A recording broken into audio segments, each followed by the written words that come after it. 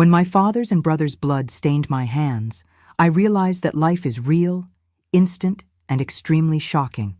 Before I begin this story that I've kept hidden for decades, let me ask you watching. Please subscribe to the channel, like this video, and comment which city you're listening from. Each of your comments is like a warm hug to this old lady's heart. My name is Mary Dolan Johnson, but everyone here in Appleton, this little corner of Vermont where the cold makes you believe you're not really in America, knows me as Grandma Mary from the square. I'm 78 years old. My fingers aren't as nimble as they once were. My hair is white and I don't even try to dye it anymore. And I run a small craft shop that's more of a meeting place for the town's elderly ladies than an actual business. I was born in 1947 in a wooden shack with a tin roof in rural Vermont, so far from town that the only car we ever saw was the priest's when he came once a month to celebrate Mass in the makeshift church under an old oak tree. It was a simple house, dirt floor, no electricity, no running water, but in my early years, it still felt like home. There were 6 people in that cramped house. My father, Joseph Johnson, known as Joe the Maine because of his thick hair that he never cut properly. My mother, Sarah, whom everyone called Stern Sarah, not just because of her name, but because of the hardness that farm life had given her. My 3 older brothers, Anthony, Jack, and Peter, and me, the youngest, the only girl, the one who shouldn't have even been born, as my father made sure to remind me whenever he drank too much moonshine after working in the fields. My father was a man of his time and place, a man who believed that women were made for 3 things: working, birthing, and obeying. My mother, poor thing, fulfilled these 3 functions with the resignation of someone who never knew another reality. She rose before the sun to make coffee, worked in the fields all day alongside her husband and children, returned home to make dinner, wash clothes in the creek, and still endure the wifely duties that my father demanded even when she could barely stand from exhaustion. A respectable woman doesn't complain, doesn't cry, and doesn't say no to her husband, she told me while teaching me how to grind corn for meal. I was 8 years old at the time and thought it was the most natural thing in the world. How could I know there was another way to live? That not all women accepted being treated as less than human. My brothers, raised in their father's image and likeness, learned from an early age that women were worth less than men, that the world out there was theirs by right, and that at home, the final word always belonged to the head of the family. Anthony, the oldest, was the one who most resembled my father, not only in physical appearance, tall, strong, with large, calloused hands, but also in his violent temperament, in the way he looked at women as if they were objects at his disposal. My childhood was divided between hard work in the fields, household chores that my mother taught me from when I could barely reach the wood stove, and the few moments of joy I found hidden under the old maple tree, reading old books that the rural school teacher lent me. I studied until 3rd grade, when my father decided that a girl already knew how to read and count enough, and took me out of school to help more at home. "What's more schooling for? You'll just get married and have children anyway," he said, considering the matter closed, as he always did. I cried for days hidden in the barn, but it did no good. In our house, Joe the Maine's word was law, and no one, not even my mother, dared to contradict him. It was when I was 14 that things began to change. My girl's body began giving way to a woman's curves, despite the little food we had. I began to notice different looks from men when I went to the town market to sell vegetables from our garden.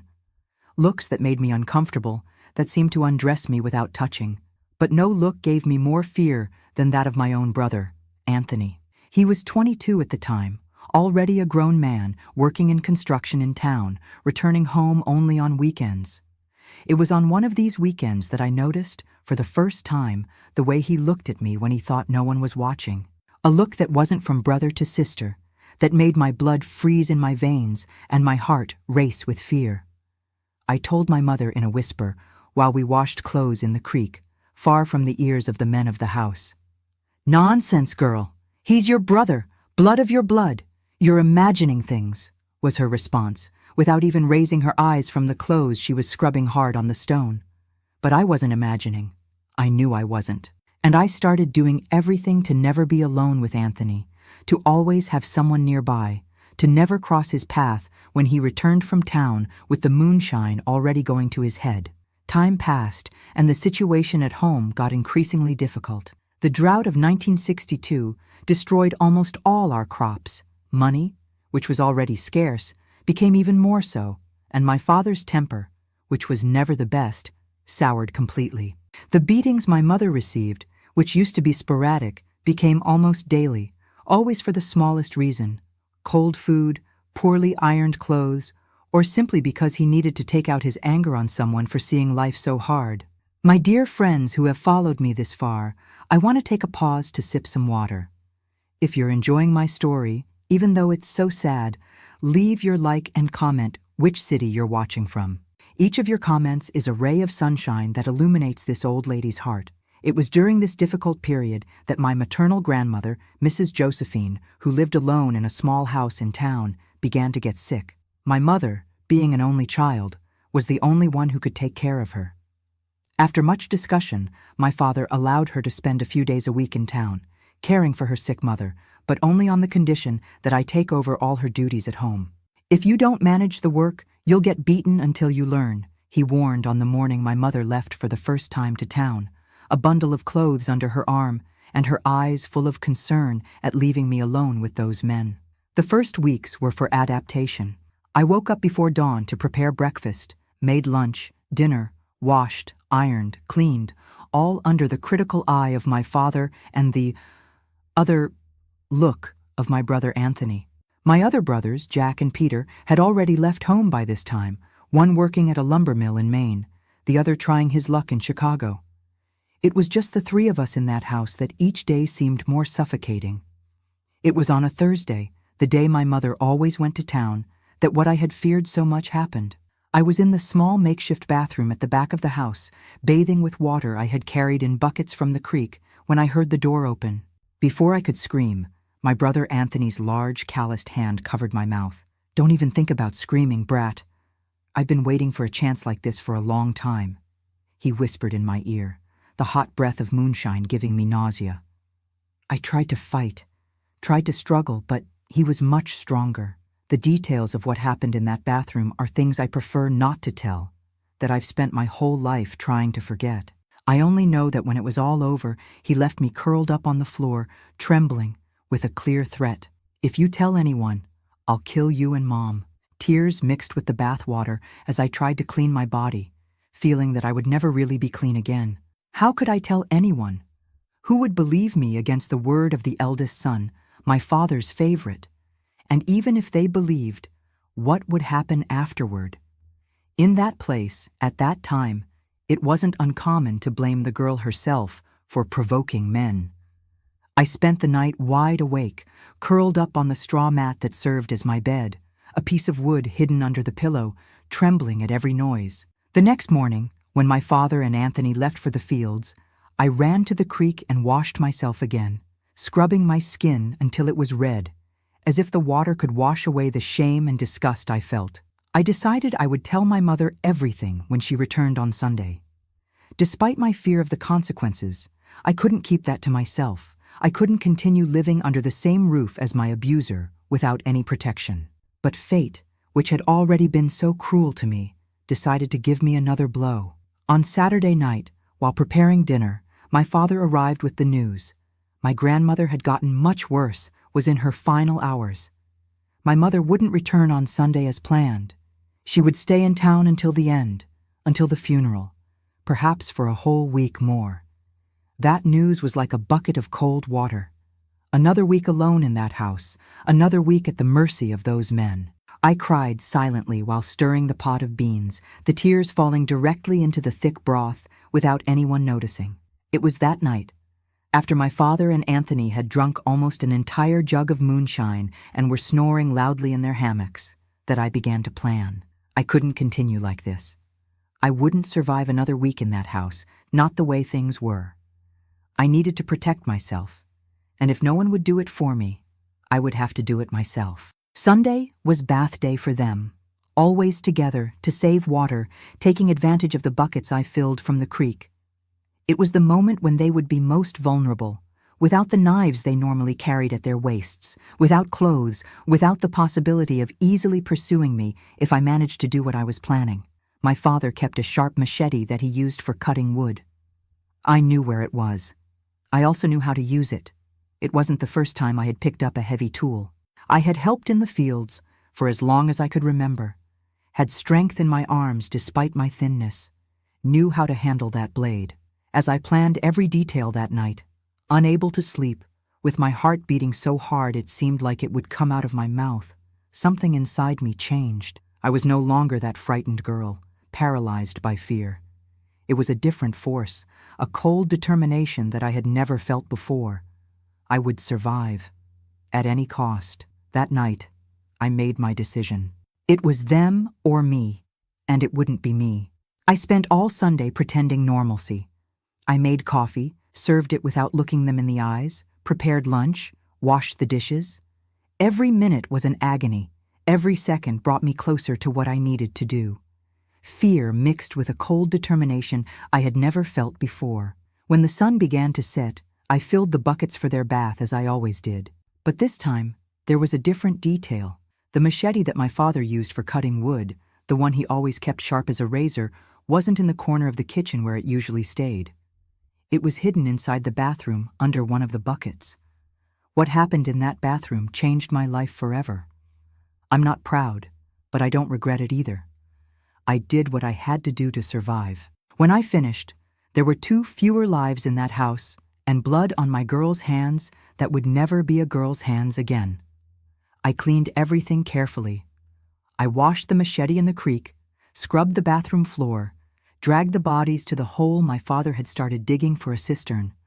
I covered everything with dirt, stones, dry branches. The moon was my only witness. Before dawn, I was already on the road with a small bundle containing my few clothes and the money I found hidden in the kerosene can. I walked all night to town, where my mother was watching over my grandmother's body. I rehearsed every word during that walk. What would I say?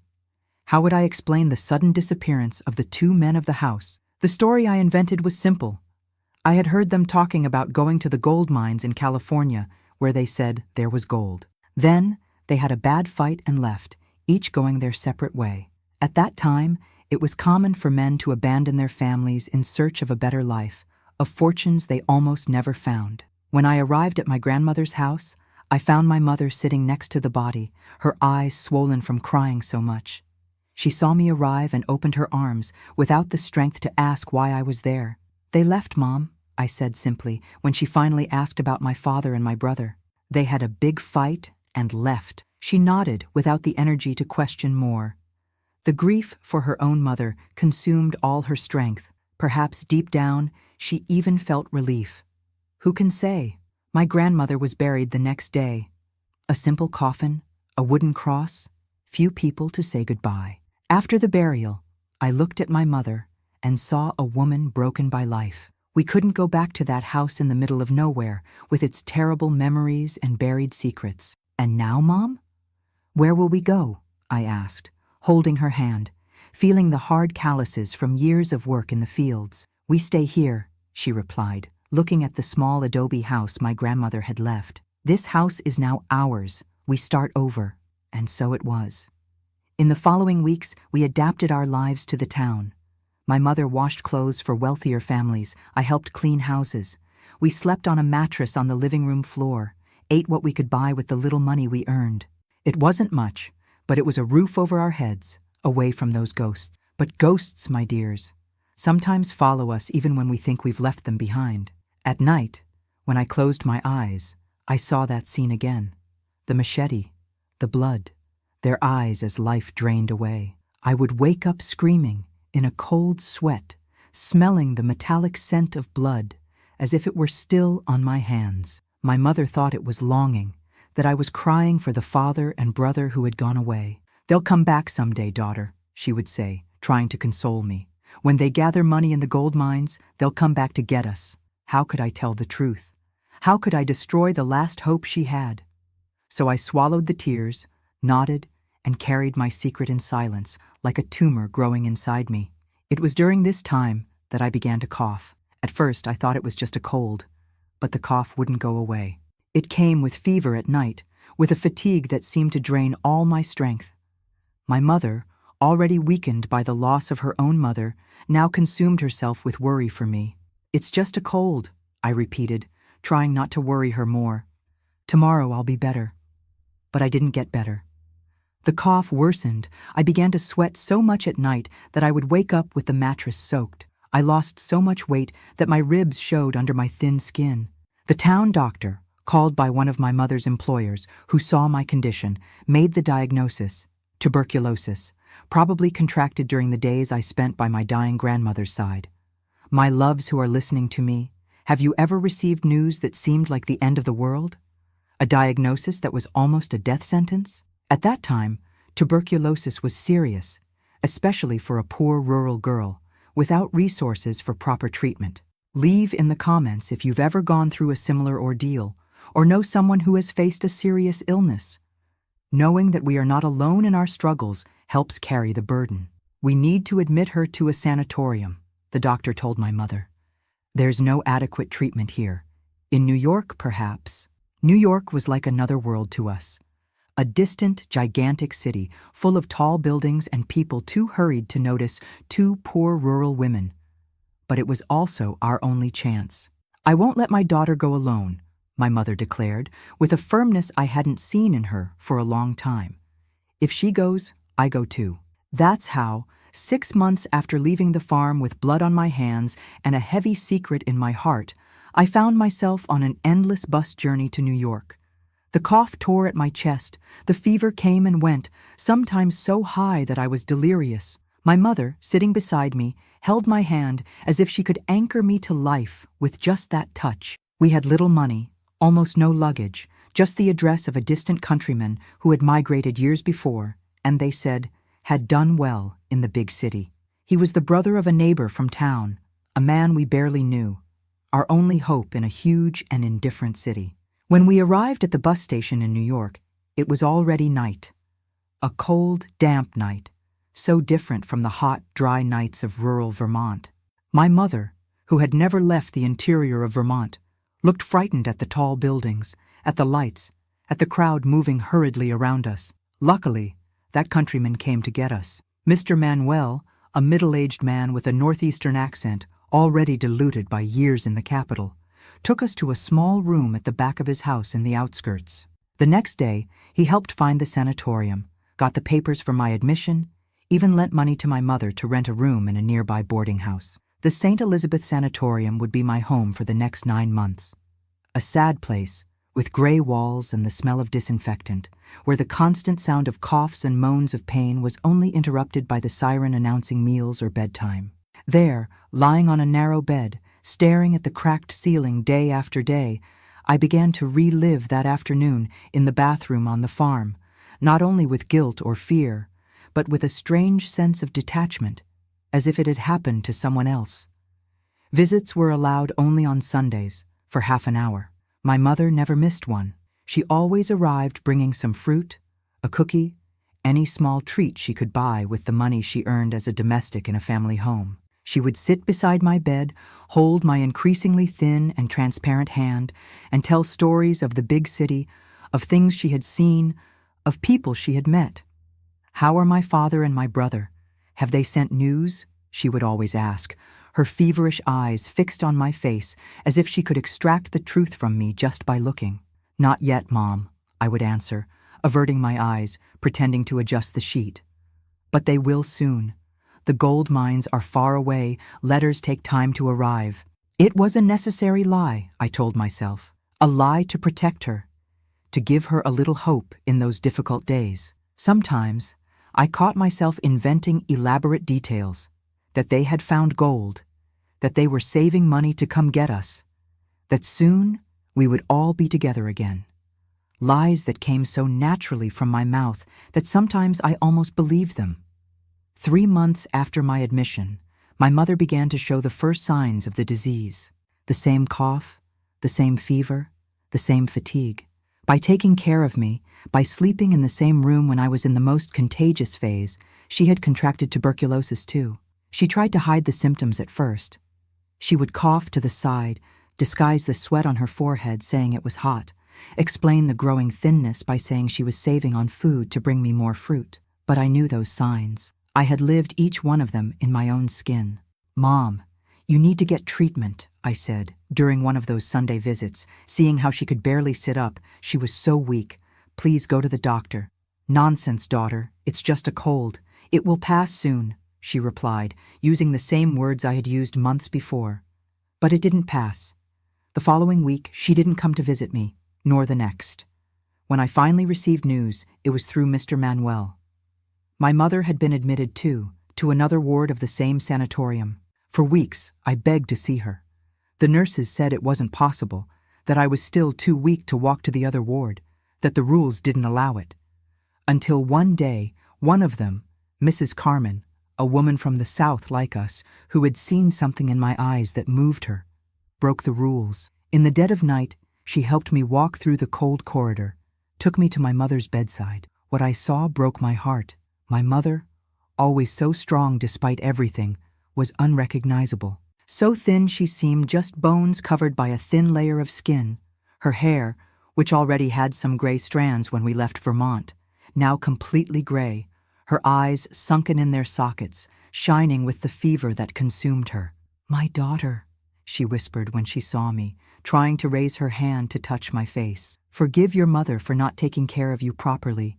"There's nothing to forgive," I replied, holding that hand that had worked so hard, that had suffered so much, and that now was so light it seemed it would break between my fingers. "You always did everything for me. Now it's time to rest a little." We stayed like that for a few minutes, in silence, just looking at each other, until she said something that froze my blood. "I know what happened in that bathroom, daughter." "I know." My heart stopped for a second. Did she really know? Had she somehow discovered the truth? Or was it just the fever's delirium speaking? "What are you talking about, Mom?" I asked, my voice trembling, my heart racing. "About the bathroom, the machete, the blood," she whispered, her glazed eyes fixed on some point beyond my shoulder, as if seeing something I couldn't see. "I saw everything. In a dream, I saw you." Tears streamed down my face as I held her hand, unable to deny, unable to confirm. She knew. Somehow, through the mysteries that connect mothers and daughters, she had seen the truth. "They deserved it," she continued, her voice just a breath. "I know what Anthony did to you. I always knew he would someday. He was just like his father." I hugged her tightly, openly sobbing now, not caring about the other patients sleeping around us. It was as if an immense weight had been lifted from my shoulders. She knew and didn't condemn me. She knew and understood. "Forgive me, Mom," I whispered between sobs. "Forgive me for not telling you, for lying to you." "There's nothing to forgive, daughter," she said, her voice getting weaker. "You did what I never had the courage to do. You freed yourself. Now you need to live. Live for both of us." Those were her last words. The next morning, I received the news that Mrs. Sarah had passed away during the early morning, alone, with no one to hold her hand in that final moment. The burial was simple. Just me, who had special permission to leave the sanatorium for a few hours, Mr. Manuel, and the gravedigger. A cheap coffin, a shallow grave in the outskirts cemetery, some wildflowers that Mr. Manuel gathered on the way. There was no money for more, no relatives to share the costs or the pain. I returned to the sanatorium that same day, more alone than ever. At 17, I had lost everything: father, mother, brothers, home. I had nowhere to return to, no one to return to. I had only a heavy secret and the tuberculosis that was slowly yielding to the medicines. But in my mother's last words, I found a kind of absolution. She knew and understood. She hadn't condemned me. She had asked me to live, to move forward, to find a different path than the one she had. It was this request, this last wish of hers, that gave me strength to fight against the disease, to cling to life when it would have been so easy to simply give up. In the moments of greatest despair, when the fever made me delirious and the pain in my chest was almost unbearable, I remembered her words, "Now you need to live. Live for both of us." And so I did, my dears. So I did. I was discharged from the sanatorium 9 months after entering. I had lost so much weight that my clothes seemed to belong to someone else. In the mirror, I saw an old young girl with sunken eyes and skin stretched over visible bones. But I was alive. I had survived. And I carried a silent promise made to my mother on her deathbed, to live the life she never had a chance to live. Mr. Manuel, that countryman who welcomed us when we arrived in New York, helped me in my first steps outside the hospital. He arranged a small room at the back of his house for me to stay until I found work and could support myself. "You can't go back to the farm, girl," he said. "Tuberculosis can return if you don't take proper care. Stay here. Start a new life." That made sense. Not just for fragile health, but because I had nothing and no one waiting for me in Vermont. Only painful memories and 2 bodies buried in a distant yard. I started working as a domestic in the house of an Italian family in Brooklyn. Mrs. Eleanor, the employer, was an elderly lady who had lived alone since her husband died and her children had returned to Italy. A rigorous woman, but fair, who didn't mind my heavy accent or my lack of experience in big city houses. "I see in your eyes that you already carry too much sadness for someone so young," she told me on the first day. "Here you will find hard work, but also respect." And so it was. I worked Monday to Saturday, from 7 in the morning to 6 in the evening, with only an hour for lunch. The salary was low, but it included meals and a roof over my head. It wasn't much, but it was a start. A fresh start. Gradually, I learned to live with my secret. The nightmares still came, but less frequently. My hands no longer trembled when I saw a machete or other cutting object. Guilt, yes, never completely abandoned me. Not for what I had done. I never regretted that. But for the price my mother ended up paying. If I hadn't done what I did, if we had continued in that miserable life, perhaps she wouldn't have contracted tuberculosis. Perhaps she would still be alive. These thoughts haunted me on lonely nights in the maid's room at the back of Mrs. Eleanor's house. Those of you who have been listening to me this far, my dears, do you know what it's like to live carrying a what-if on your back? Like a stone that you can never remove, that weighs more on some days, less on others. But that is always there? Tell me in the comments if you've ever gone through something similar. And where are you watching this video from?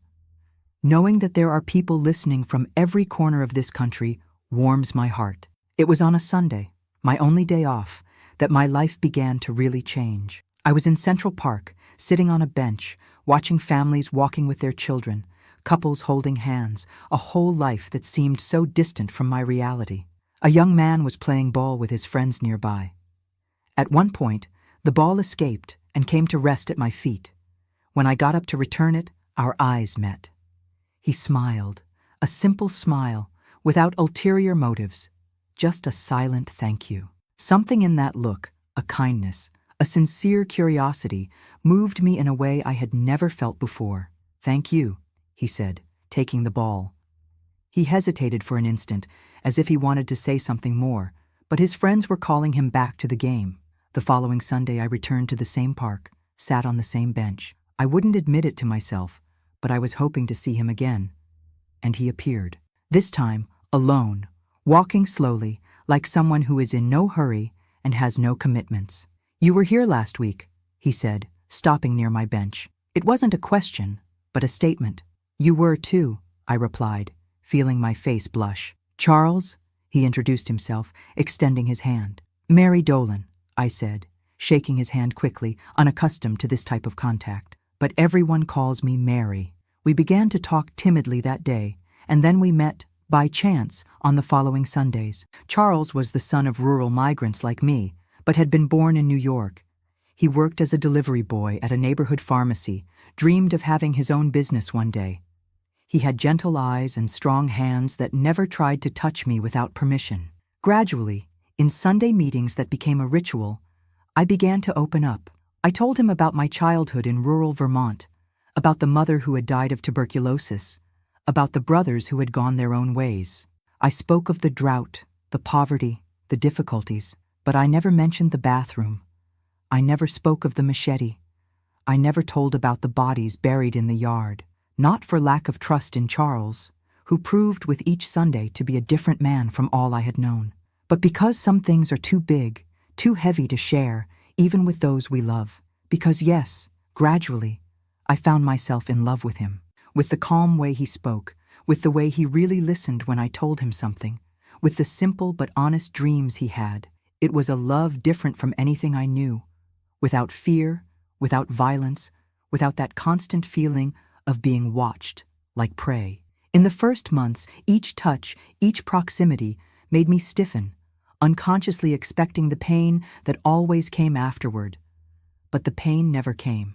Only affection, only respect, only a genuine affection that I slowly learned to accept, to trust. Our first kiss happened 6 months after that first meeting in the park. We were sitting on a bench in Union Square, watching the pigeons fight over breadcrumbs. Charles turned to me, asked permission with his eyes before approaching. It was a shy kiss, brief, but it made my heart race like never before. When we separated, I saw concern in his eyes. "Did I do something wrong?" he asked, noticing my trembling hands. "No," I replied, trying to control my breathing.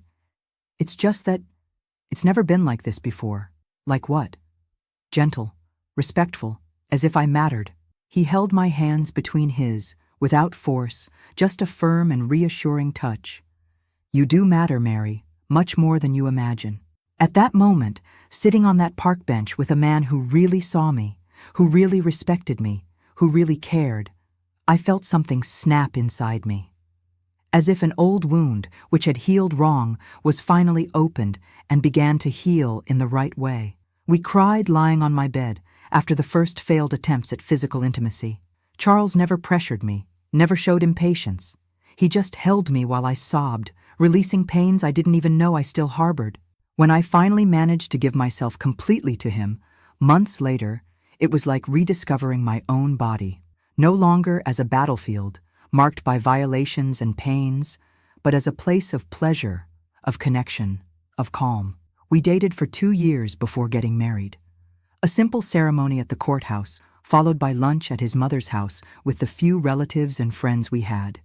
There was no white dress, no party, no family to walk me down the aisle. Just a light blue dress bought in installments, a bouquet of daisies that Charles brought as a surprise, and a thin silver ring on my finger. We moved to a small apartment in Queens, not far from Charles's mother's house.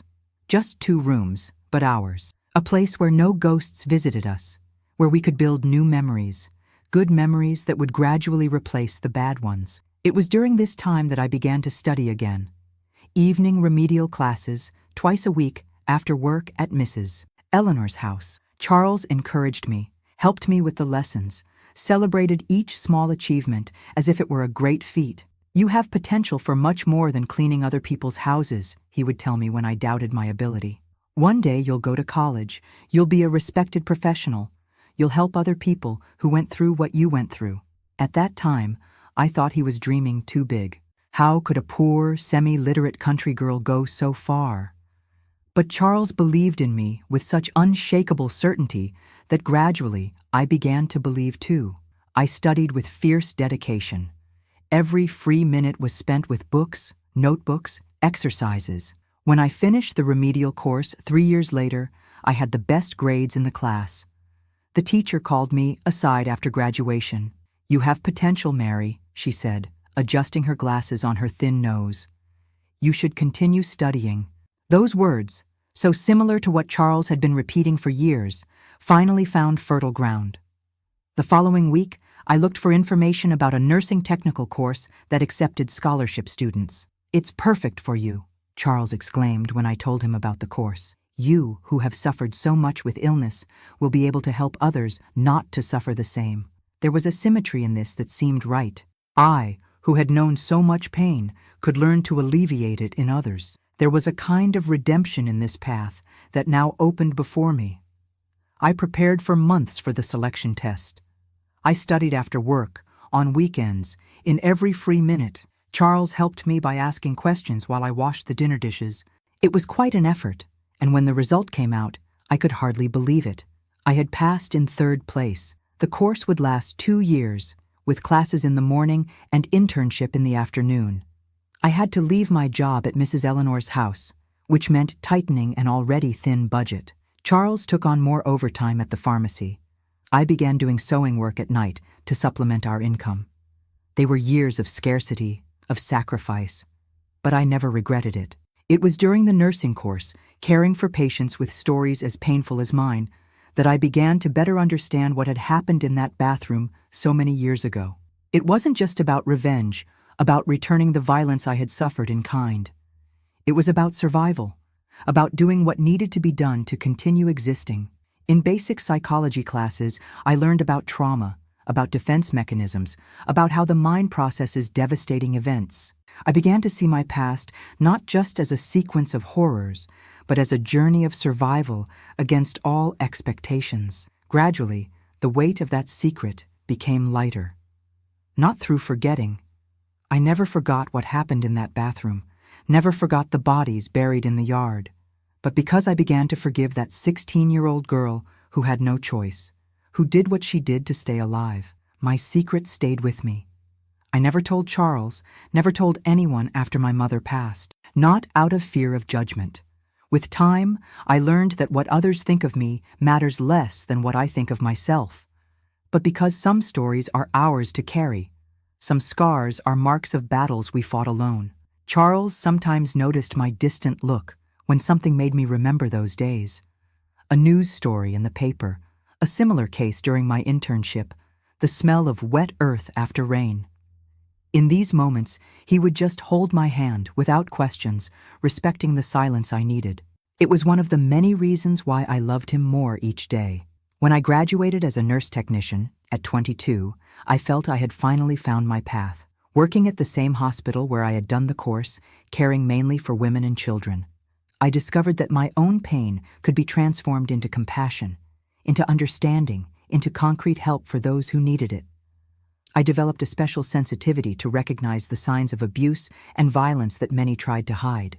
I knew how to identify the look of a woman who lived in fear inside her own home because it was the same look I saw in the mirror throughout my adolescence. I recognized in children the same behaviors I had adopted to survive.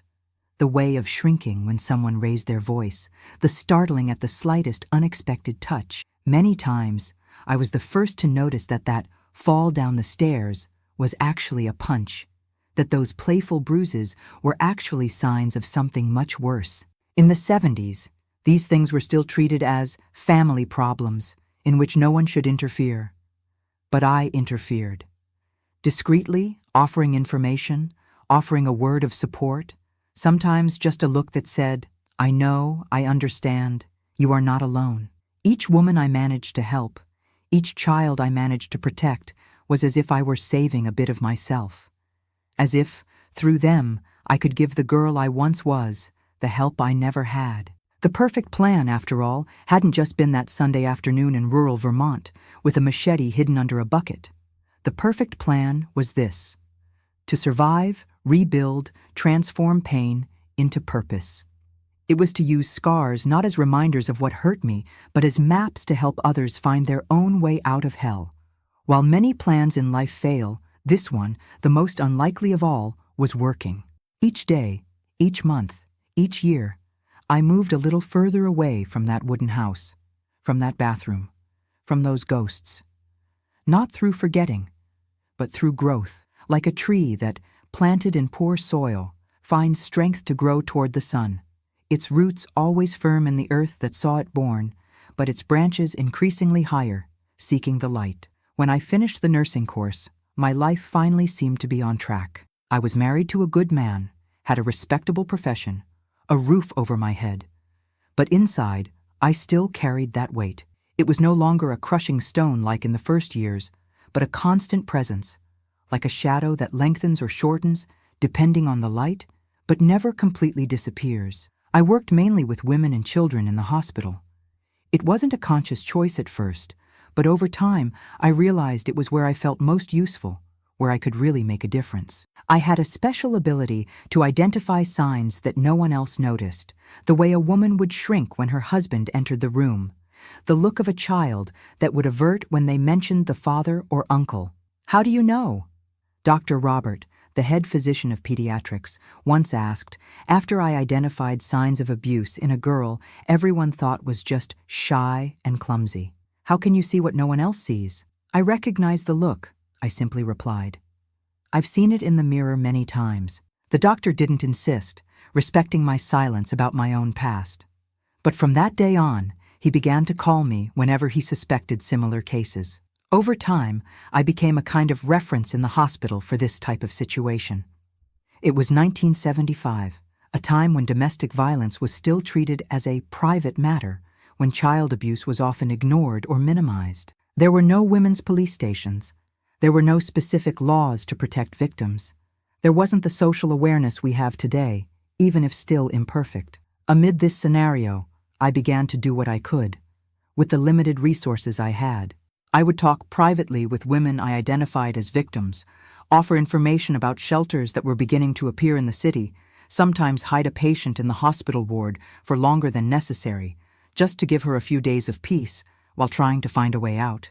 It wasn't much, but for some, it was what made the difference between life and death. For many, it was the first time someone said, "I believe you," when they told their stories. It was in one of these patients that I saw myself reflected as in a mirror distorted by time. Jane, a fictitious name we used in the records to protect her, was 15 when she arrived at the hospital with serious injuries. Her father and older brother claimed she had fallen down the stairs, but the bruises in different stages of healing told another story. When I finally managed to speak to her alone, I saw in her eyes the same terror I knew so well. The same certainty that no one would believe, that nothing would change, that the only escape would be death, hers or theirs. "I know what's happening," I said, holding her hand carefully to avoid pressing the bruises. "And I want you to know that you have a choice. There is a way out." She looked at me as if I had just spoken in another language, something completely incomprehensible.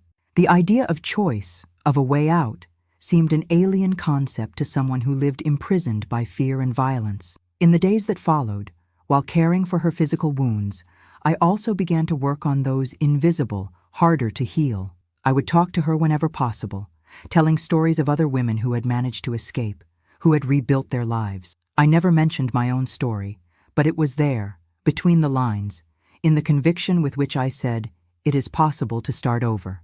Loves who have been following me this far, do you know what it is to see someone find hope after so long in the dark? It's like watching a wilting flower that suddenly, with a little water and light, begins to open again. If this story is touching your heart, leave a comment saying where you're watching from. Knowing that I'm not alone telling these difficult memories gives me strength to continue. Jane stayed in the hospital for almost 2 months, far beyond what was necessary for her physical injuries. Dr. Robert, understanding the situation, helped with the paperwork, inventing complications that justified the prolonged hospitalization. We used this time to articulate a way out for her, a shelter for women in upstate New York, new documents, the chance to start from scratch, away from those who hurt her. The night before she left, we sat in the small hospital garden, looking at the stars that were barely visible because of the city's lights. "How will I know if I'm doing the right thing?" she asked, her voice still fragile, but with a touch of determination that wasn't there when she arrived. "You won't know," I answered honestly. "We never know if our choices are right until long after we make them. But I do know that staying where you were wasn't an option. Any different path is already a step toward liberation." The next day, I accompanied Jane to the bus station. No social worker could go. The case hadn't been officially reported to the police, as they rarely were at that time. So it was just me, a nursing technician, exceeding my duties, risking my job to ensure that girl reached the shelter safely. As we waited for the bus, she held my hand tightly. "Will everything be okay?" she asked, fear and hope fighting in her eyes. "It will," I replied, trying to convey more certainty than I felt. "It will take time. It will hurt. There will be days when you'll want to go back. But one day, you'll wake up and realize that you're free, that you survived, that you won." When the bus departed, taking Jane to her new life, I stood on the platform for a long time. Something had changed inside me. A door I had kept locked for years, guarding my darkest secrets, had opened just a crack, letting in a bit of light. That night was a turning point. I returned home different. Charles noticed immediately. "Did something happen?" he asked as I prepared dinner, quieter than normal. "Yes," I answered, without going into details. "But it was something good, something important." He didn't insist. It was one of the qualities I loved most about him. He knew how to respect my silences, my spaces, my shadows. After that night at the bus station, something awakened in me. It wasn't enough to help one or another woman who by luck crossed my path at the hospital. I needed to do more, reach more people, change the system that allowed so many Janes to remain trapped in situations of violence and despair. I began to study for college entrance exams. At 25, with only the remedial course completed and a technical course, the idea of entering university seemed absurd. But Charles, as always, supported me unconditionally. "If anyone can do it, it's you," he would say on the nights when I almost gave up in the face of the mountain of subjects to study after a full day of work. I took the entrance exam for psychology at NYU. On the morning of the exam, my hands trembled so much I could barely hold the pencil. I looked around and saw only young people of 17, 18 years old, most of them middle class, who had studied in good schools, done prep courses, prepared their whole lives for that moment. And me, a country girl, poor, older, with fragmented education and a history that no one there could imagine. When the result came out, Charles was more nervous than I was. He checked the list of approved candidates 3 times before believing. "You did it, Mary. You did it." It was 1973. I entered the psychology college as the oldest student in the class, the only one married, the only one who worked full-time while studying. I had colleagues who were daughters of doctors, lawyers, businessmen, girls who had never needed to work a day in their lives. In the beginning, I felt like a fish out of water, displaced in that academic environment that seemed made for a type of people that didn't include people like me. But I soon discovered that my life experience, so different from theirs, was actually my greatest strength. While we learned about trauma, about violence, about resilience, I wasn't just absorbing theoretical concepts. I was giving scientific names to things I knew in the flesh. This gave me a deeper understanding, an ability to make connections that many colleagues, with all their academic preparation, couldn't make. During the 5 years of college, I kept my job at the hospital, now no longer as a nursing technician, but as an assistant in the newly created Department of Hospital Psychology. It was a new field, little explored, and I was on the front line, helping to define protocols, to establish parameters of care. The hard work paid off. I graduated in 1978 at 32 years old. At the graduation ceremony, while receiving my diploma, I looked for Charles in the audience. He was there, in the first row, applauding with so much pride it seemed he would explode. Beside him, in my imagination, I saw my mother's face, smiling that serene smile of her last moments. "You achieved what I never could, to be free," she had said. And I was, finally, truly free. Free from fear, free from shame, free from the crushing weight of the secret. Not because I had forgotten what happened in that bathroom, I never forgot that, but because I had transformed that pain into purpose, that darkness into light to guide others who were still lost in the shadows. I began to work as a clinical psychologist, specializing in trauma and violence. I kept my job at the hospital, now as part of the official clinical staff, but also opened a small office where I attended mainly women and children victims of violence. In the early 80s, with the country beginning to change its views on domestic issues, social movements gaining strength, discussions about women's rights emerging with more vigor, I found space and voice to take this work beyond the limits of the office and the hospital. I began to give talks at schools, at neighborhood associations, at churches. I spoke about domestic violence, about child abuse, about how to recognize the signs, about where to seek help. At first, I faced resistance. People didn't want to hear about these unpleasant subjects, but gradually, very gradually, things began to change. In 1982, together with other women, psychologists, social workers, lawyers, I founded the first shelter for victims of domestic violence in our region. A safe place where women and their children could stay temporarily while rebuilding their lives. We fought for years to get funding, faced threats from violent men who wanted to recover their wives, had to change address several times for security reasons. But we never gave up. Charles, as always, was by my side every step of the way. Even when work took so much of my time that we barely saw each other, even when I received threats by phone from furious husbands whose wives I had helped escape, he never suggested I stop, never complained, never made me choose between my purpose and our marriage. "What you do is too important," he would say when I felt guilty for spending so much time away from home. "You're saving lives. How could I ask you to stop?" We didn't have children. Tuberculosis had left sequelae in my reproductive system, making pregnancy impossible. At first, this deeply saddened me. But over time, I realized that perhaps it was part of the universe's greater plan.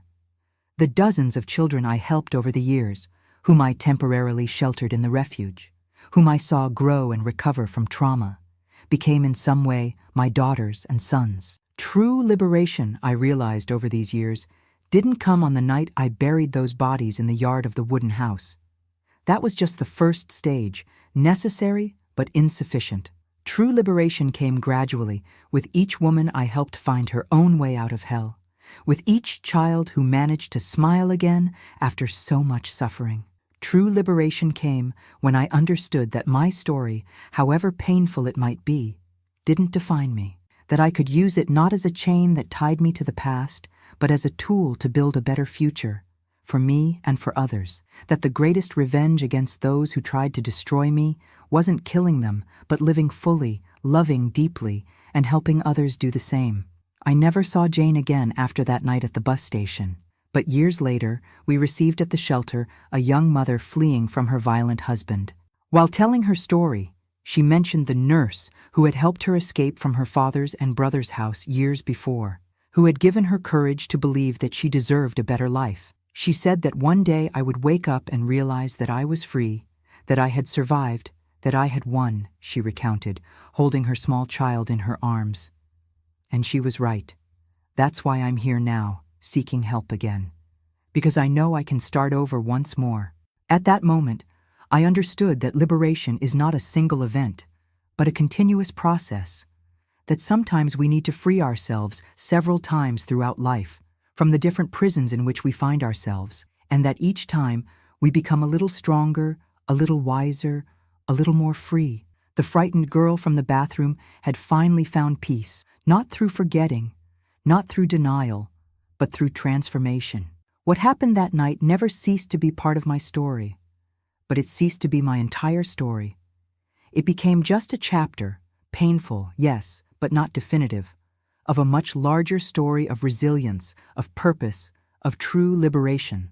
And that, my dears, is the greatest victory we can have over our tormentors, not allowing them to have the last word on who we are and who we can become. The 80s were a period of great transformations in America and in my life. The country was changing its views on domestic violence, social movements were gaining strength, and I was consolidating my work as a psychologist and activist for women's rights. Our shelter for victims of domestic violence became a reference in the region, serving dozens of women and children each year. In 1985, when the National Coalition Against Domestic Violence was expanding its influence, I was invited to participate in a working group that would develop proposals for public policies aimed at confronting violence against women. It was the first time that serious attention was being given to this issue at a national level. For me, who had started alone, helping one woman at a time in the hospital, it was almost unbelievable to now be participating in discussions that could change the lives of thousands. The meetings happened in Washington, and with each trip, Charles would take me to the airport, always with that proud smile that never diminished over the years. "My wife, the doctor," he would joke while carrying my suitcase. Who would have thought that shy girl from the park would change America? He was exaggerating, of course. I wasn't changing America alone. I was just one voice among many, a worker in the construction of a future where women and children wouldn't need to fear their own homes. But each small victory, a new law passed, a police department trained, a protection program implemented, brought a satisfaction I never imagined I could feel. My loves who have followed the story to this point Can you imagine what it is to see a cause to which you've dedicated your entire life finally begin to be recognized? It's like planting a tree and after decades of watering in dry ground, seeing the first fruits appear. If you're moved by this journey, leave your heart in the comments. I really want to know where you're watching from. In the 90s, I expanded my field of action even more. Besides clinical care, hospital work, and shelter management, I began to teach training courses for professionals who worked with victims of violence, police officers, social workers, nurses, teachers. Transmitting the knowledge I had acquired in practice, transforming pain into learning, was a way to multiply the impact of my work. It was during this time that I received an invitation that would again change the course of my life. New York University was setting up a study center on violence against women and children, and they wanted me to be part of it as a consultant, bringing my practical experience to dialogue with academic research. At first, I hesitated. I didn't have a master's or doctorate, just a degree in psychology and years of field experience. How could I contribute in such an academically rigorous environment? They're calling you precisely because of that, Charles argued. Because of your experience. Because you've lived firsthand what most people there only know from books. And he was right, as he usually was. My practical experience was valued as a different, but equally valid, form of knowledge. I taught classes, participated in research, helped develop care protocols that were implemented in hospitals and police departments across the country. Working at the center made me realize the importance of documenting the knowledge acquired over the years. In 2003, at 57, I published my first book, Breaking the Silence, a practical manual for identification and intervention in cases of domestic violence. It wasn't an academic treatise full of technical terms, but a simple guide, written in accessible language, intended for teachers, health professionals, social workers, anyone who could be the first line of defense for women and children at risk. To my surprise, the book had a much greater reach than I expected. It was adopted in training courses, translated into Spanish, and distributed in other countries in Latin America.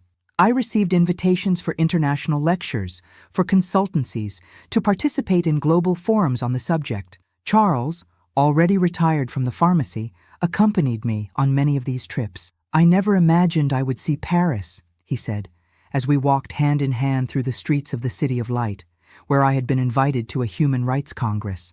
The girl who once dreamed of learning to read to escape the brutal reality of the farm now traveled the world sharing knowledge, influencing public policies, helping to build international networks of protection for victims. Sometimes, life draws such unexpected paths that they seem unbelievable. Looking back at the journey I've traveled, from the wooden house in rural Vermont to university auditoriums in Europe, from the abused girl to the woman recognized for her work in defense of other victims, I barely recognize that frightened child I once was. The transformation didn't happen overnight. It was a long process, sometimes painful, of constant reconstruction, of learning to trust again, to love again, to believe that I deserved good things in life, of transforming anger into fuel for change, fear into motivation for protection, pain into compassion. Charles was fundamental in this process. Our marriage, which lasted more than 50 years, was a partnership in the deepest sense of the word. He never tried to save me. He knew I had to do that for myself. But he was always there, offering his support, his love, his unconditional understanding. Even in the moments when I couldn't understand myself, he was there, holding my hand in the dark, walking by my side. I never had the courage to tell him the whole truth about what happened in that bathroom, about the bodies buried in the yard. Not out of fear of his judgment. If there was anyone in the world who wouldn't judge me, it was Charles. But because some stories are ours to carry alone, some burdens don't need to be shared, even with those we love most. I think he knew there was something more, a shadow in my past greater than those I had revealed. But he respected my silence, my boundaries. What matters isn't what happened to you, he would say. It's what you did with what happened. And what I did was transform my trauma into purpose, my pain into service to others, my story into hope for those who were still in the middle of the nightmare. Not out of altruism. At first, helping other women was also a way to help myself, to heal my own wounds. Over time, it became something bigger, a commitment to change that transcended my personal experience. The loss of Charles, in 2015, was the hardest blow I faced since my mother's death. We were so happy together, built so much that it seemed impossible to go on without him. A massive stroke took him on a Sunday morning while we were having coffee on the balcony of the apartment we had moved to after he retired. Without pain, without prolonged suffering, as he deserved to leave after a life so full of kindness. In the months that followed, I discovered again the strength I didn't know I had, the same resilience that made me survive that bathroom in rural Vermont, tuberculosis, so many other challenges, now helped me continue without half of my heart. I continued working for a few more years. The center at the university, the shelter, the lectures, the consultancies. But gradually, it became clear that it was time to pass the baton to younger generations. There were now so many brilliant women following the path: psychologists, lawyers, social workers, police officers, teachers, many of whom I had helped train. It was time to let them lead. When I turned 70 in 2017, I officially retired. They organized a surprise party that gathered hundreds of people: colleagues, former students, women who had passed through the shelter, children, now adults, whom we had helped protect, all people whose lives, in some way, had been touched by the work to which I dedicated my existence. It was at that moment, seeing all those faces, hearing all those thank yous, that I finally understood the full meaning of those words my mother whispered on her deathbed. You freed yourself. Now you need to live. Live for both of us. I had lived, yes. Not just survived, but truly lived. And not just for myself and my mother, but for all the women who didn't have a chance to escape, who didn't find help in time, who couldn't rewrite their stories as I managed to rewrite mine. After retirement, I made a decision that surprised many friends in New York. I returned to Appleton. Not to the farm, of course. That place with its dark memories probably no longer existed, but to the town, which had grown and modernized in the half-century since I left it. I bought a simple but comfortable little house near the central square. I opened a small craft shop, more as a pretext to have a place to receive people than out of financial necessity. There, among laces and embroideries made by women from the region, many of them rescued from situations of violence through a social project I helped implement, I sit every day and talk with whoever wants to. The people of the town know me as Grandma Mary from the square, the white-haired lady who tells stories, who listens without judging, who always has a word of comfort.